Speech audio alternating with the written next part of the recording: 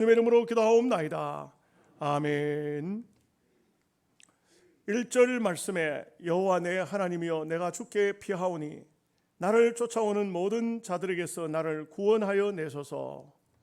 이 말씀을 중심으로 해서 하나님이여 구원하여 주소서, 이렇게 제목을 정하였습니다.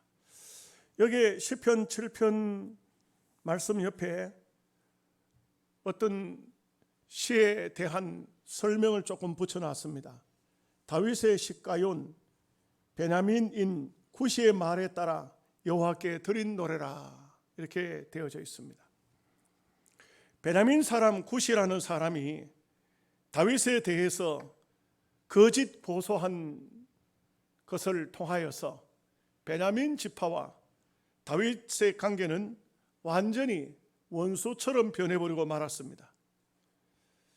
말 한마디가 자칫 잘못하면 인생 삶을 그르칠 수 있다는 것을 말해주고 있습니다.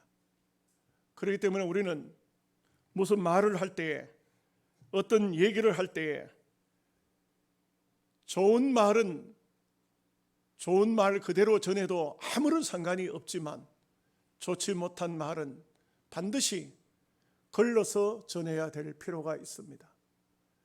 말 한마디가 한 사람의 생애를 망쳐버릴 수도 있고, 또 말 한마디가 한 나라의 그 정계를 통째로 흔들 수도 있다는 것을 볼 때에 말이 얼마나 중요한가 하는 것을 알 수가 있습니다. 근데 여기에 베냐민 사람 구시가 누구인가? 성경학자들은 성경에 딱 한 번 시편 7편에만 나오는 이름이라고 합니다. 다른 데는 이름이 없다는 것입니다. 그런데 이 다윗이 이 구시 때문에 굉장히 고통을 당했다는 것을 한눈에 알 수가 있습니다. 구시가 도대체 누구일까? 여기에 대한 해석은 정확한 해석이라기보다가 주석가들의 추론에 가깝습니다. 이 구시라는 인물은 실제적인 인물이 아니고 상징적인 표현된 인물로서 별명이라는 것입니다. 구시라는 말 자체의 말 뜻은 뭐냐면 검다는 뜻입니다. 그러면서 검다, 유대인들은 셈족에 속하기 때문에 얼굴이 검은 사람이 없습니다. 물론 개종한 사람은 있을 수가 있겠지만 원래 유대인은 얼굴이 우리하고 거의 색깔이 같습니다. 그런데 검다고 말한 것은, 이것은 무엇을 의미할까? 다윗이 어려움을 당할 때에 누구에게 가장 어려움을 당했느냐 하면은 딱 두 사람이 짚혀지죠. 사울과 압살롬입니다. 근데 이 사울이라는 왕은 구시가 아니지 않습니까? 얼굴이 검지 않죠? 그런데 성경학자들은 사울의 하는 행동을 보면 얼굴은 검지 않지만 속이 검다는 것입니다. 속이 검다는 것입니다. 사울 왕이 하는 짓은 전부가 그 겉과 속이 다른 그런 모습을 볼 수가 있는 것입니다. 다윗은 자기 사위이지만 그를 시기 질투하여 죽이려고 하는 그 모습은 얼마나 잔인한 모습이며 악한 모습인가 하는 것을 말해주고 있습니다. 사무엘상 19장을 보면 이런 사울이 정상적인 사람이겠습니까? 악신이 그에게 임하였습니다. 그러니까 성경을 보면은 악신이 들어오니까 이상한 말로 야로한다. 말로 막 입술로 이상한 말로 막 찌끄리는 겁니다. 이때 다윗이 수금을 가지고 와서 수금을 탑니다. 성령의 충만한 음악을 통해서 이 악한 귀신이 사라지는 겁니다. 얼마나 감사한 일입니까? 그런데 정신이 돌아오자 사울은 어떤 생각을 합니까? 저놈 다윗을 빨리 죽여 없애야 되지. 두고 내 눈앞에 가시가 되겠다. 그런 생각을 하니까 자기 옆에 있던 창을, 단창입니다. 이 창을 다윗이 수금을 타고 있는 그곳에 힘껏 던졌습니다. 다윗을 벽에 박아 죽여버리겠다. 그렇게 했는데 놀랍게도 다윗이 그 던지는 단창을 피한 겁니다. 창이 벽에 팍 가서 박혔습니다. 2번씩이나 그렇게 했습니다. 이럴 때에 다윗은 사울에게 있다가는 내 목숨을 부지하지 못하겠구나, 도망질을 하게 됩니다. 다윗은 참 기가 막히지만 골리앗을 죽인 이스라엘의 영웅이지만 그는 망명생활을 해야 했습니다. 이 망명생활도 그냥 두지를 않습니다. 사무엘상 26장을 보면은 사울이 군사 3,000명을 선택합니다. 이거는 특공대죠. 특별히 뽑는 겁니다. 그리고 그 3,000명을 이끌고 나가서 다윗을 잡으려고 합니다. 광야에 내려왔는데 날이 해가 지고 어두워지니까 그 3,000명의 군사 중간에 사울이 잠을 자는 것입니다. 그래도 자기 목숨은 보존해야 되니까 두려웠던 것이죠. 그런데 다윗이 갑자기 어떤 생각이 들으냐 하면은 아비새 장군을 두드려서, 아비새야, 내하고 같이 저 적진 깊숙이 들어가자. 근데 거기에 수많은 사람들이 보초를 쓰고 군인들이 있었지 않겠습니까? 그런데 놀랍게도 다윗은 그들의 눈에 띄지 않습니다. 그리고 사울이 잠들어 있는 그 곁에 옵니다. 아비새가 죽여버리자고. 다윗은 그렇게 하지 마라. 하나님의 기름 부음 받은 자를 어떻게 함부로 손댈 수가 있느냐. 그리고 그 다윗을 죽이려고 던졌던 단창, 그거 하고 항상 들고 다니는 물병, 그 2개를 들고 다시 그 진을 빠져나옵니다. 참 신기한 것은 3,000명의 군사가 있는 그 중간에 잠들어 있는 왕의 물병과 단창을 가지고 나온다는 것은, 이것은 다윗이니까 그런 일을 할 수 있었지 않을까. 그리고 건너편 산 꼭대기로 올라가서 크게 사람을 부릅니다. 뭐라고 부르느냐? 아브넬아, 아브넬아. 아브넬은 그 3,000명의 군사를 이끌고 온 군대 장관 사울에게 장수입니다. 부르면서 내가 용사가 아니냐? 이스라엘 가운데 너 같은 자가 누구냐? 내가 어찌하여 내 주 왕을 보호하지 아니하느냐? 왕의 곁에 있던 물병과 창이 어디 있는지 살펴봐라. 잠들어 있는 왕의 곁에 누군가가 왔었느니라. 그러니까 너무 놀랐습니다. 아브넬도 놀랐지만 사울도 놀란 겁니다. 그 밤에 잠들어 있는 사울 곁에 누군가가 왔었다는 것입니다. 찾아보니까 단창도 없고 물병도 없습니다. 그때 다윗이 단창과 물병을 보여주면서 아브넬을 구중합니다. 왜 왕을 지키지 않았느냐? 이때 사울이 말합니다. 다윗아, 내 아들 다윗아, 이것이 네 음성이냐? 내가 범죄하였도다. 내 아들 다윗아, 돌아오라. 내가 오늘 내 생명을 귀하게 여겼은즉 내가 다시는 너를 해하지 아니하리라.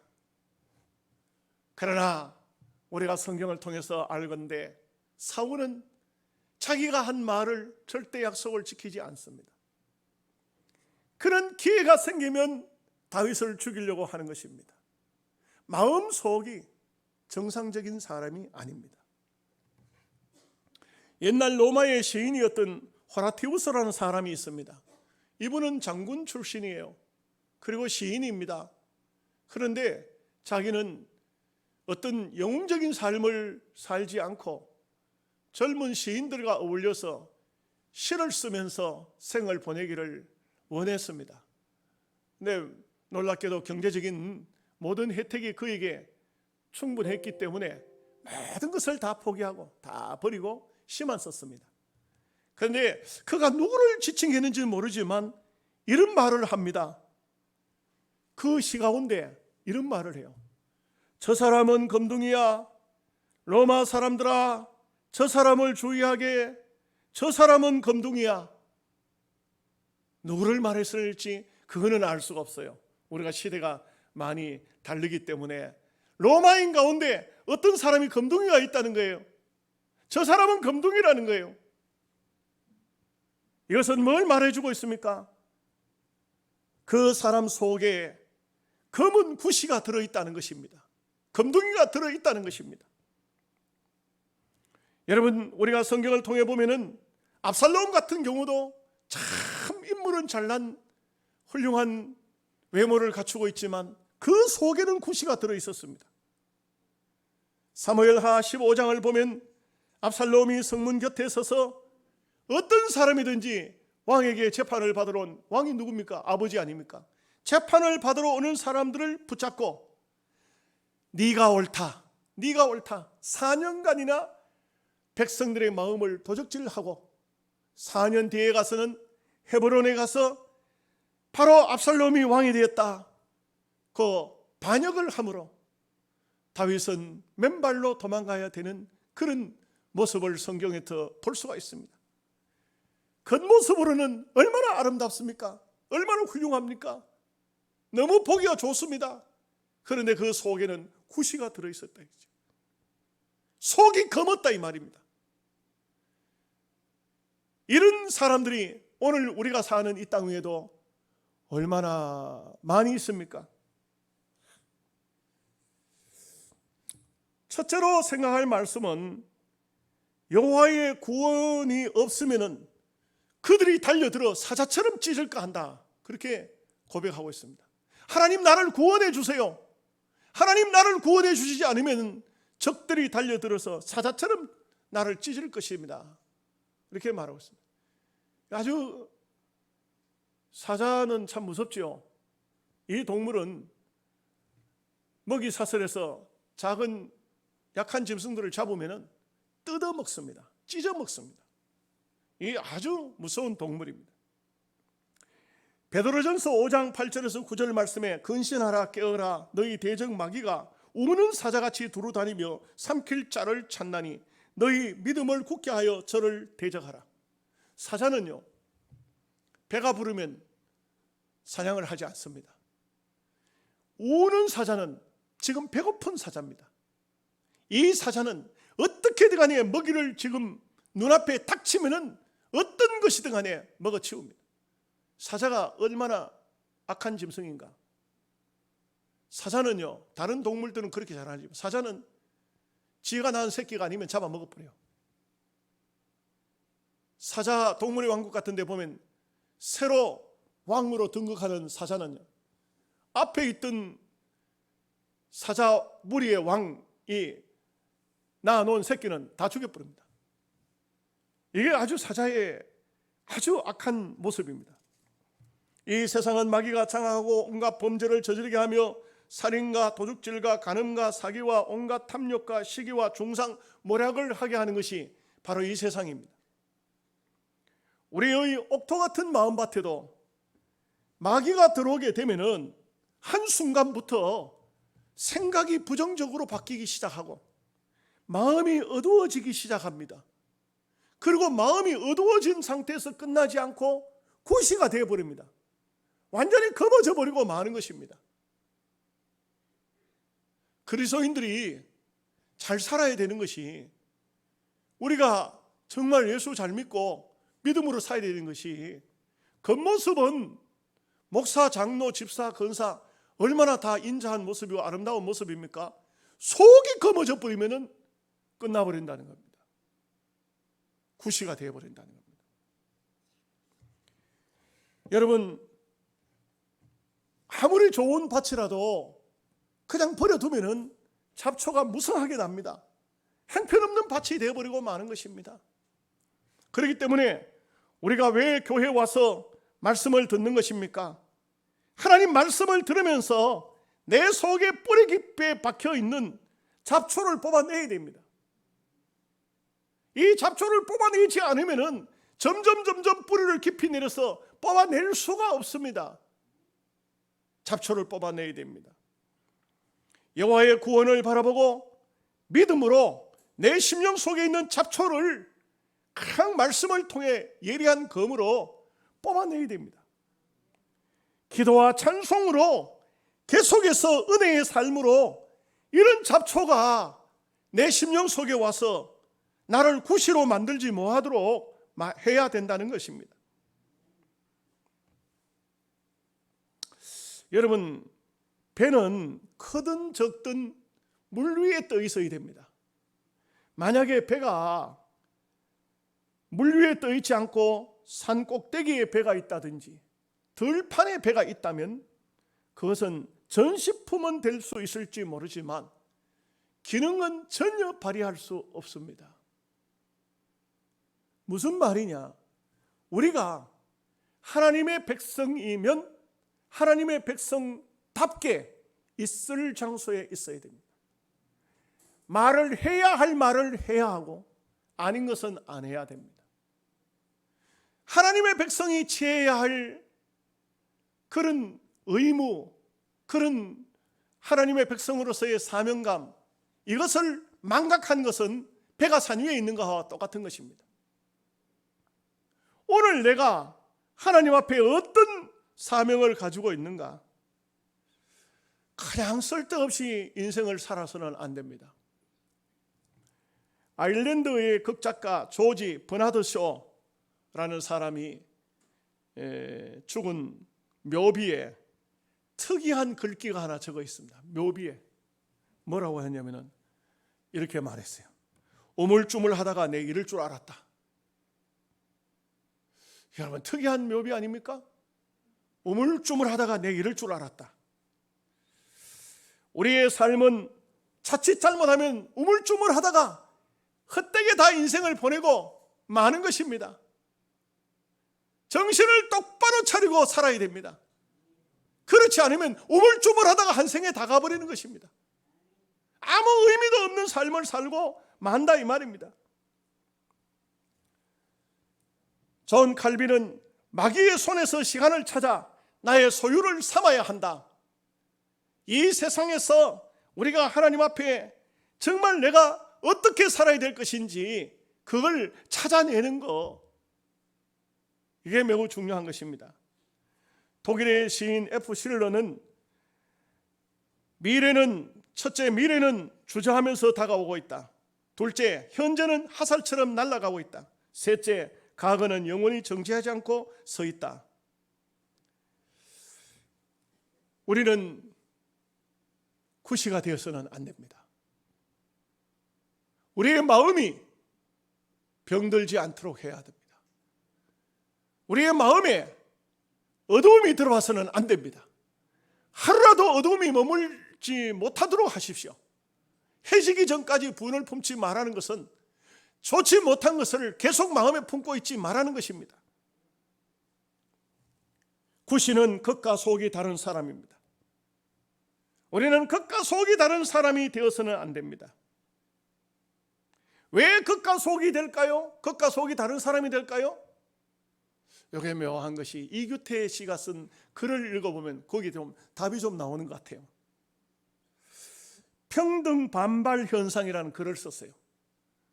제가 그 글을 읽어보면서 참 과연 그렇겠다 한번 들어보시죠. 예쁜 여자끼리는 서로 친하지 않습니다. 서로 비슷하게 되면 친하게 지내지 않는다는 말입니다. 특별히 우리 한국 사람들은 서로가 질투가 심하고 반발하는 경우가 많은데 권력이 비슷한 사람끼리 사이가 나쁘고 업적이 비슷한 사람끼리 사이가 틀어지고 윗사람으로부터 신망이 비슷한 사람끼리 틈이 잘 생기고 학교에서 비슷비슷하게 공부하는 학생들끼리 사이가 좋지 않습니다. 이게 이규태 씨의 글이에요. 무슨 말인지 아시겠어요? 이해가 되십니까? 내가 왜 그를 싫어하는가? 그 사람을 내가 왜 미워하는가? 비슷하기 때문에. 내가 더 낫든지 그 사람이 더 낫든지 하면 괜찮아요. 동료들끼리 잘 못 지내는 것. 그래서 누가복음 12장에 보면 예수님께서는 내가 다시 올 때 동무들을 때리고 먹고 마시고 술 취해 있다. 동무들을 때린다. 동무가 누굽니까? 목사가 목사를 때리는 게 동무가 때리는 게, 장로가 장로를 때리는 게 동무를 때리는 게, 권사가 권사를 때리는 게 동무를 때리는 게. 여기 묘하게도 다른 사람에게는 잘 안 해도 동료들끼리 사이가 안 좋습니다. 구시가 여기에 달려드는 것입니다.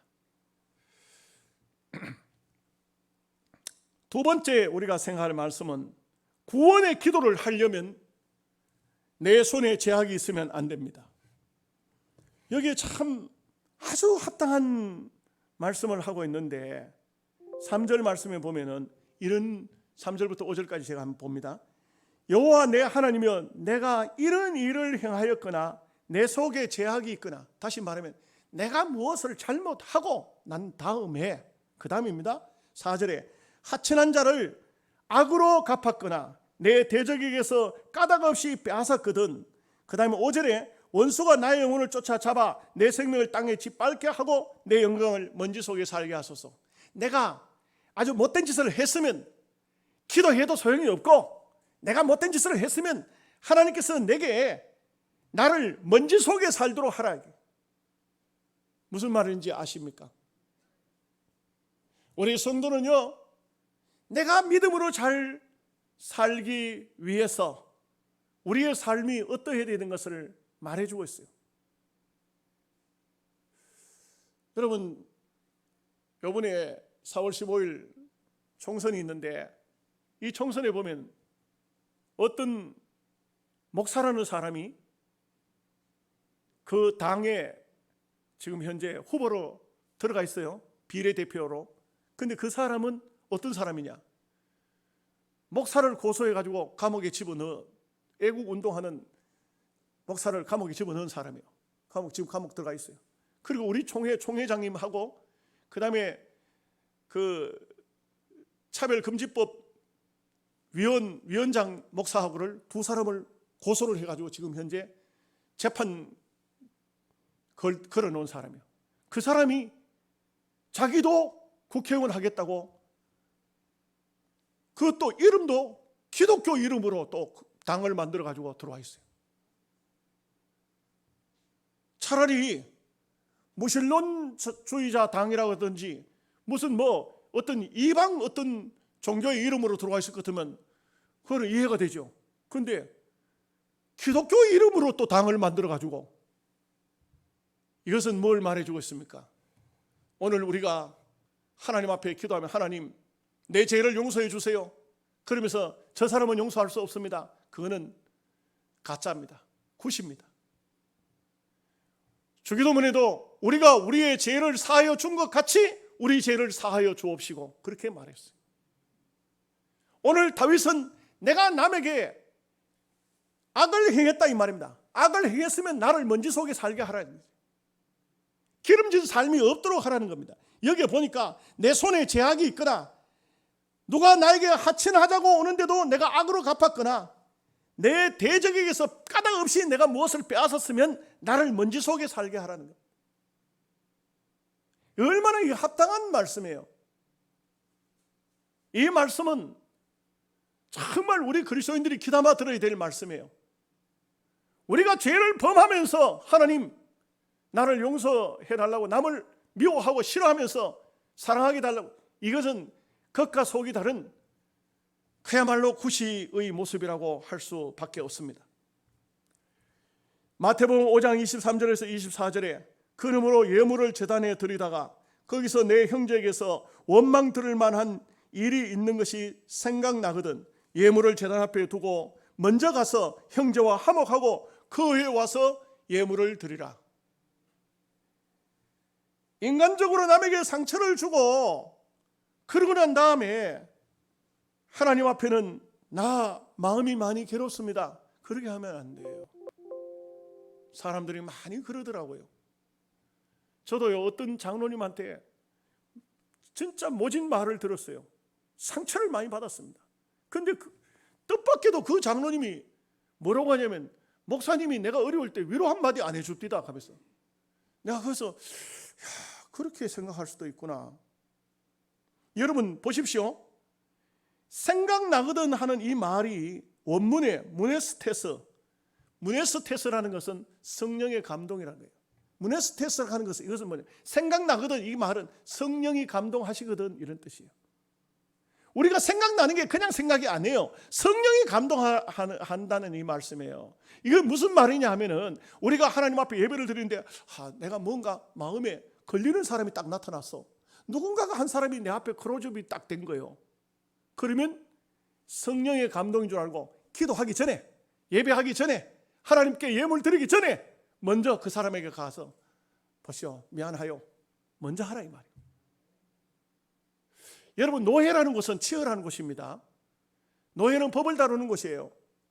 이제 저는 이제 노회를 지도하는 입장에 있는 입장이지만 옛날 젊을 때 노회를 하다 보니까 막 다툼이 생겼어요.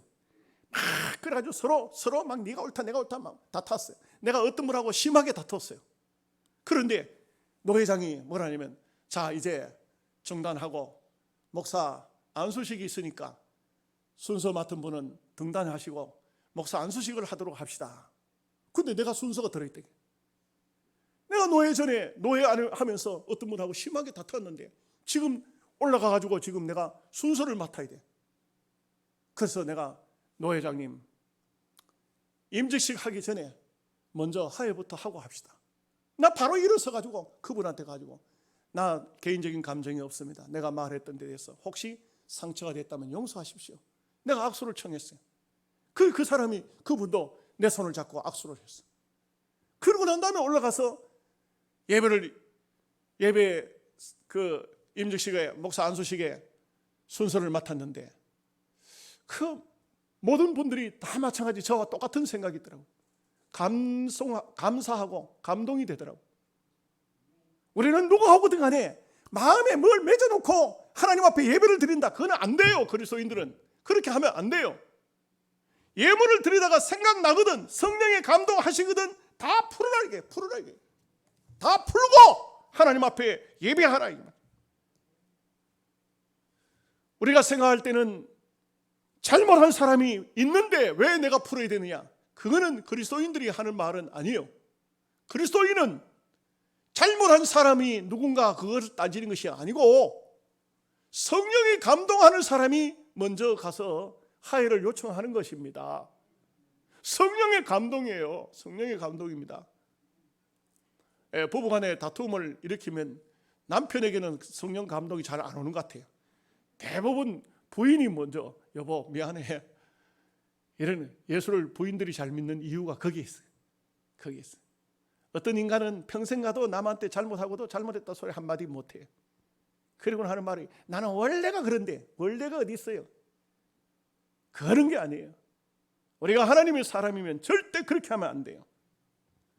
우리가 하나님 앞에 정말 은혜를 받은 사람인가, 신앙에 있는 사람인가, 그렇다면은 내가 먼저 하회할 수 있는 그런 마음이 돼야 기도가 되는 것, 사람이에요. 기도가, 오늘 말씀처럼 기도가 되는 사람. 세 번째, 정직한 자를 구원하시는 하나님이라고 말씀하고 있습니다. 여기 10절 말씀에 나의 방편은 마음이 정직한 자를 구원하시는 하나님께 있도다. 하나님은 어떤 사람을 구원하시느냐? 정직한 사람을 구원하신다 이겁니다. 여러분, 정직한 사람은 죄를 안 짓는 사람이 정직하냐? 그거는 아니에요. 우리는 다 죄를 지어요. 저도 죄를 짓고 여러분도 죄를 짓습니다. 죄 안 짓는 사람은 아무도 없습니다. 그러면 죄를 지었을지라도 하나님 앞에 그 지은 죄를 내놓고 회개하는 사람이 정직한 사람이에요. 정직하지 못한 사람은 그걸 품고 있어요. 내놓지를 않아요. 회개를 안 하는 겁니다. 굿이에요, 굿이. 속에 그 더러운 것을 담고 있으니 속이 검어져 버리는 겁니다. 시편 51편 1절 말씀에 하나님이여 내 속에 정한 마음을 창조하시고 내 안에 정직한 영을 새롭게 하소서. 정직한 영은 성령이에요. 성령이 들어오면 우리 마음이 새로워진다는 겁니다. 시편 15편 1절에서 2절 말씀에 여호와여 주의 장막에 유할 자 누구오며 주의 성산에 거할 자 누구오니까? 다시 말하면 주의 장막이나 주의 성산, 영원한 하나님의 나라, 이 땅의 교회, 구약의 성전, 이것을 말합니다. 거기에 살 사람이 누구인가? 말합니다. 정직하게 행하며 공의를 일삼으며 그 마음의 진실을 말하며. 어떤 사람이 거기에 사느냐? 훌륭한 사람, 잘난 사람, 똑똑한 사람이 아니고 정직한 사람. 욥기 4장 7절 말씀에 생각하여 보라. 죄 없는 자가, 죄 없이 망한 자가 누구인가? 정직한 자의 끊어짐이 어디 있는가? 정직한 자는 하나님이 보호하십니다. 정직한 자는 하나님이 구원하십니다. 정직하면은 하나님이 붙잡고 계시기 때문에 끊어지지 않는다는 것입니다. 많은 사람들이 순간순간 거짓말하고 순간순간 죄를 짓습니다. 이거는 어떤 사람도 다 마찬가지입니다. 거의 비슷비슷합니다. 그러나 하나님 앞에 오면은 정직해야 됩니다. 이런 말을 하는 사람이 있더라고요. 제가 한 번은 옛날에 열차를 타고 가는데 어떤 사람이 아마 전도를 하기 위해서 하는 말인지 그 뭐 하는 얘기인지 모르겠는데 제가 앉은 앞자리에 앉아서 열심히 설명하기를 뭐라고 하냐면, 하나님은 절대로 우리가 죄를 지어도 지옥에 안 보내신다. 하나님은 사랑의 하나님이기 때문에 하나님은 우리를 멸망시키지 않으신다. 그러면서 하는 말이, 비유를 들기를, 자식을, 여러 자식 중에서 하나는 아주 못된 자식이 있는데 못된 자식이라고 부모가 버리겠느냐? 아니다. 못된 자식일수록 오히려 부모는 그 자식에게 마음이 더 간다. 그래서 하나님은 우리 인생을 버리지 않는다. 그래서 제가 그분한테 화가 나서 그분한테 그랬어요. 보세요, 그거는 당신 생각인지 모르지만 성경은 그렇지 않습니다. 예수님을 믿는 것 외에는 구원받을 길이 없다고 성경이 말했는데 그 성경은 어떻게 해석하랍니까? 어떻게 그런 말을 합니까? 그런데 그분 대답은 더 웃겨요. 성경이 다 하나님 말씀이라고 할 수 없지 않습니까? 그러면은 뭐 더 이상 할 얘기가 없는 것이죠.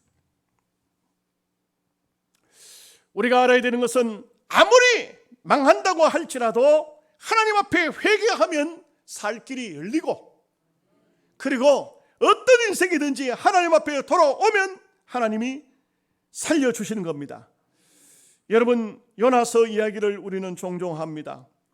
하나님께서 니느웨 성이 망한다고 요나를 보고 가서 전하라고 합니다. 요나는 싫었습니다. 왜냐하면 니느웨는 늘 하나님 백성을 괴롭히던 블레셋의 한 도시입니다. 그렇기 때문에 그 나라가 오히려 망하기를 바랐던 것이죠. 그러나 하나님께서는 이 니느웨가 회개하도록 요나를 물고기 뱃속에서 3일 만에 토해내서 결국 증거하게 합니다. 놀랍게도 요나가 증거할 때에 그 니느웨 성에 모든 왕으로부터 시작해서 백성들까지 조복을 입고 전부 금식하면서 하나님께 살려달라고 애원했습니다.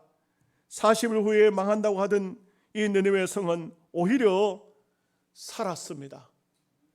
그런데 역사적으로 니느웨라는 땅이 어디 있을까요? 찾아보니까 니느웨는 역사 속에 사라졌습니다. 없습니다. 다시 말하면 요나가 복음을 전한 후 약 100년쯤 흐르고 난 다음에 나훔이라는 선지자가 나타납니다. 그리고 이 나훔 선지자는 나훔서 1장 8절에 니느웨에 대한 예언을 합니다. 그가 범람하는 물로 그곳을 진멸하시고 자기 대적들을 흑암으로 쫓아내시리로다. 여러분, 놀라운 것은 순간적으로 회개했을 때 그들을 살렸지만 그들이 계속해서 죄를 범하고 우상을 섬기고 하나님 백성을 핍박할 때에, 그럴 때에 나훔 선지자가 나와서 하는 말이 그것을 물로 다 썰어버리겠다, 이렇게 말씀을 하셨는데 문헌을 찾아봤습니다. 그랬더니 이 니느웨가 어디냐, 지금 이라크의 수도 바그다드에서 450km 정도 떨어진 곳인데 황폐한 광야입니다. 사람이 전혀 상과 같지 않은 그런 지역이 니느웨라는 겁니다. 그 큰 도시가 어떻게 이럴 수가 있느냐 했더니 고고학자들이 그곳을 땅을 파보니까 옛날에 엄청난 도시가 그 속에 있었어요. 어떻게 되었느냐? 티그리스 강이 범람해서 엄청난 물이 불어났는가 봐요. 근데 그 티그리스 강이 갑자기 니느웨 쪽으로 덮쳐와서 니느웨를 완전히 모래사막으로 만들어 버렸다는 것입니다. 여러분, 역사는 천천히 흘러가지만 분명한 사실은 하나님 말씀은 절대로 변개되지 않습니다. 말씀대로 된다는 것을 알 수가 있습니다. 오늘 말씀을 이제 마치려고 합니다. 하나님의 심판은 반드시 다가옵니다. 그렇기 때문에 오늘 우리는 이런 시대에 살면서 우리가 개별적으로 하나님 앞에 바른 삶을 사는 것이 무엇일까요? 말씀대로 사는 겁니다. 특별하게 살려고 애쓰지 않아도 말씀이 오면은 그 말씀대로 받아서 아멘 하고 말씀대로 살면 됩니다. 말씀을 물리치면은 구시가 들어옵니다. 흑암이 들어옵니다. 내 마음속에 말씀이 있으면 믿음은 들음에서 나며 들음은 그리스도의 말씀이니라. 말씀이 바로 우리 인생을 올바른 길로 인도하여 주는 구원의 길이 될 것입니다. 이 귀중한 역사, 이 귀한 은혜가 여러분의 심령 속에 있으시기를 주님의 이름으로 축복합니다. 아멘. 기도하겠습니다. 하나님, 우리 아버지, 은혜와 사랑을 생각할 때에 감사합니다.